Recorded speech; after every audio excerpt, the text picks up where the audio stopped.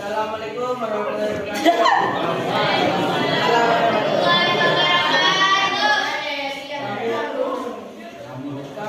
Masuk ada kak, masuk.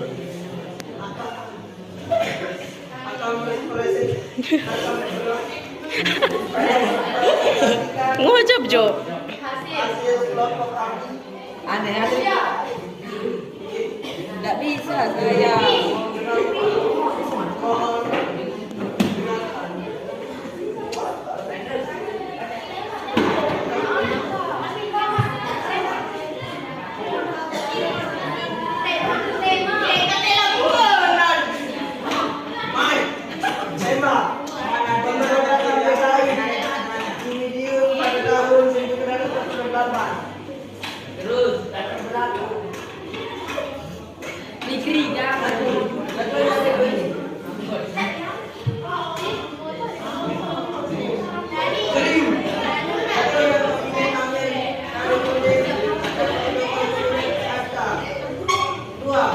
Pembentukan PDE.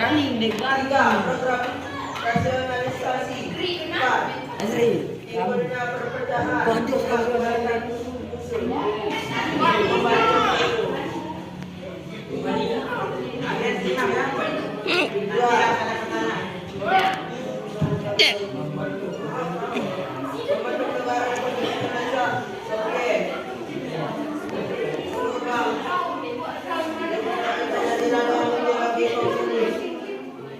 Mengajak para petani dan buruh untuk melakukan penyelamatan. Dukung keberadaan PKI musuh.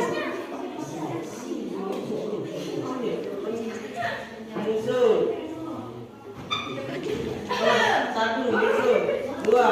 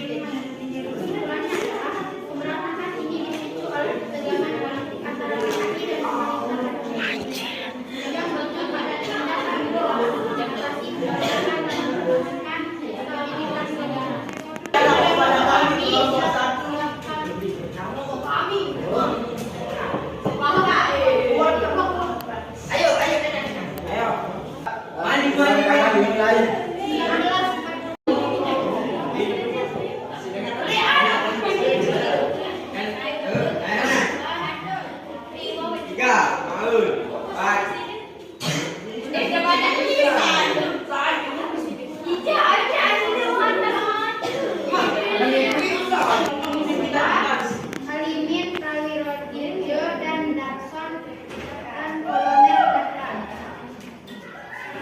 Penjelasan konflik kekerasan yang terjadi di Madiun, Jawa Timur pada September hingga Desember 1970 dan kembalinya Musa dari Uni Soviet. Musa bergabung bersama Hamid Saudir melancarkan propaganda di Jawa Timur dan Jawa Timur untuk menyebarkan ideologi komunisme. Memasuki September 1940, pemerintah dan golongan sayap kiri melakukan aksi sehingga Madiun menjadi wilayah terakhir dari FDR. Hal ini berakibat pada terjadinya FDR lokal Madiun pada 18 September 1940. Akhir dari pemberontakan PKI dan polisi. Saya dilakukannya operasi penyelesaian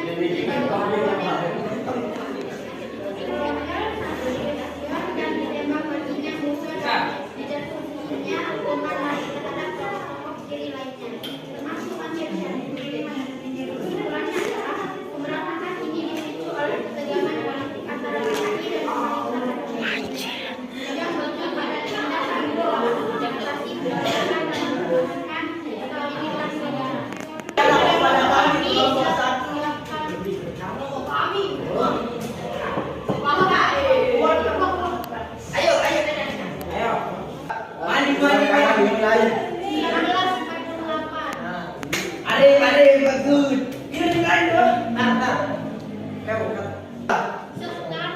Kami dari kelompok 2 bertanya pada tahun berapa pemberontakan dimulai? Izin menjawab.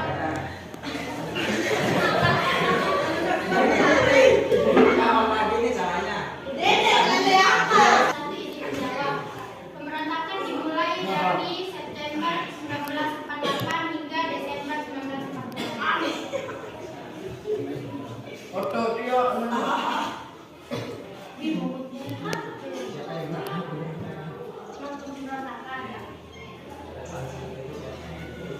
Pada tahun 1998, tokoh pemberontakan PKI Madiun adalah ada beberapa tokoh yaitu Musa, Amir Syarifudin, Samangun, Abdul Latif Ranian, dan Misbah dan lain-lain. Warahmatullahi wabarakatuh.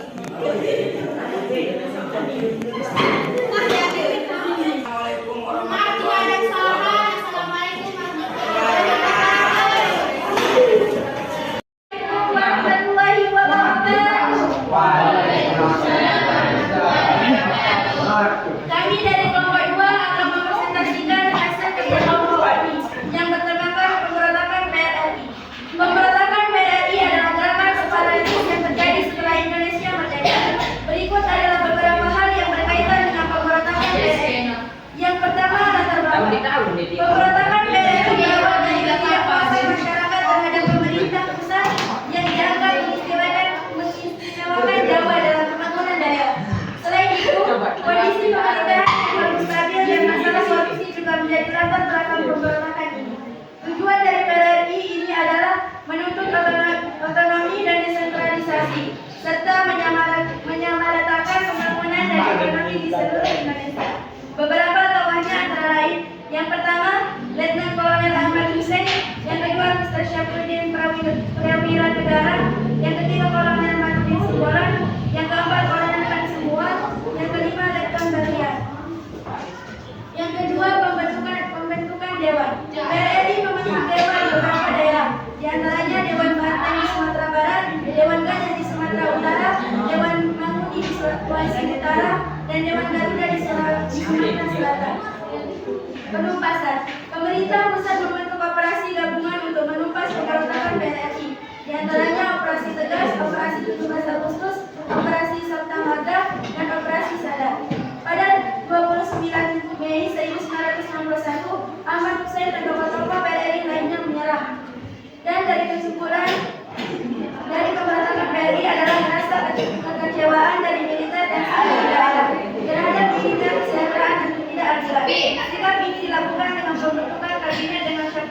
sebagai perdana menteri. Sekian presentasi dari kelompok kami. Apakah ada yang perlu ditanyakan? Saya dari kelompok 1 izin bertanya. Apa tujuan dari pemberontakan PNRI? Tujuannya adalah menuntut otonomi dan desentralisasi serta menyamaratakan pembangunan dan ekonomi Indonesia. Mungkin ada kelompok lain yang ingin bertanya? Kemudian, Bapak Ibu ini. Jika tidak ada yang ingin ditanyakan, sekian dari presentasi kelompok kami. Assalamualaikum. Bila ada kesalahan, kami mohon maaf yang sebesar-besarnya. Sekian, Allahumma fi wal hadi dan sabilir rasyad. Wassalamualaikum warahmatullahi wabarakatuh.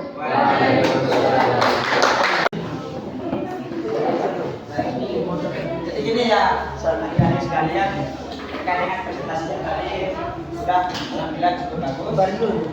Karena yang namanya kita masih proses, masih banyak tahapan-tahapan yang harus kita pelajari. Maksud tadi kenapa saya memberikan kalian tugas untuk presentasi? Karena memang ini tahap pembelajaran untuk kalian ke depan. Nanti besok atau lusa itu kalian pasti akan bisa tampil ke depan. Sama dulu, saya juga gugup seperti kalian. Tapi setiap hari kita bisa tampil, biasa nanti ke depan, nanti rasa gugup dan rasa kayak kaku begitu kita udah biasa. Jadi kayak kita fine-fine aja kita di depan. Jadi itu untuk tahap pembelajaran untuk kita. Dari depannya kita lebih banyak lagi belajar. Ya. Nah, terkait dengan presentasi di depan tadi, alhamdulillah udah sangat bagus. Cuma ada plus-minusnya ya, yang namanya ya kembali lagi di kehidupan, pasti ada plus-minusnya kita. Yang pertama tadi presentasinya itu masih amburadul. Kenapa? Karena moderator saja yang mengambil untuk berbicara. Selain itu tidak ada yang berbicara. Kelompok 2 tadi contohnya hanya moderator yang berbunyi, teman-temannya hanya jadi batu. Nah, itu minusnya. Plusnya tapi tidak ada. Jadi begitu pun untuk kelompok-kelompok yang lain. Jadi di depan itu ada giliran dan ada tugasnya masing-masing. Yang moderator itu tugas dan fungsinya hanya mengatur tata tertib lancar, berjalan lancarnya suatu presentasi. Itu fungsi dan tugasnya moderator, dan tidak kurangnya seperti itu. Nah, tugas teman-teman selain dari moderator itu ada pemateri pertama, kedua, ketiga, keempat, kelima, depannya materi yang kalian yang kalian sampaikan di depan. Itu tugas yang lain. Tugas moderator itu hanya membimbing, mengatur jalannya presentasi. Jadi bukan tugas moderator lagi untuk menjawab sebenarnya. Itu tugas materi. Tapi sudah diambil alih oleh moderator. Itu untuk jadi bahan evaluasi kita. Sama saya juga ke depannya. Nah, poin yang kedua yaitu ketika presentasi itu kita usahakan walaupun apa ya istilahnya kayak kita kaku kayak grogi atau apa itu usahakan jangan ketawa. Ya, senyum bisa. Cuma ketawa jangan.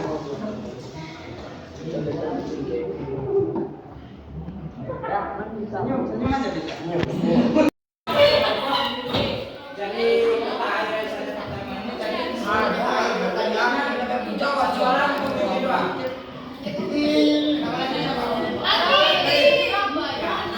Silakan nanti